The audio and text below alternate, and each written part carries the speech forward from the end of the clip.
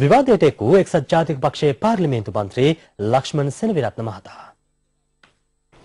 කොටියව මෙල්ල කළ යුතුමයි.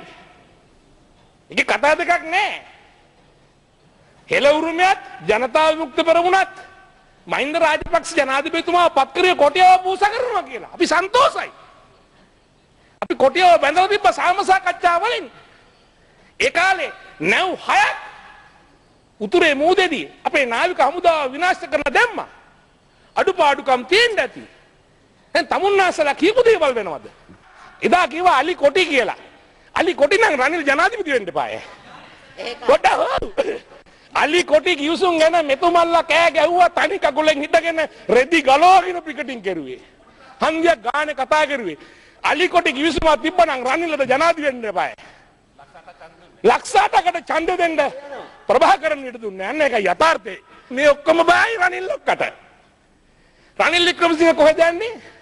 මේ ඔක්කොම කතා කරන රනිල් වික්‍රමසිංහ මහත්තයා ගැන. එක්සත් ජාතික පක්ෂයේ අපේ දේවල් අපි බලා ගන්නම්.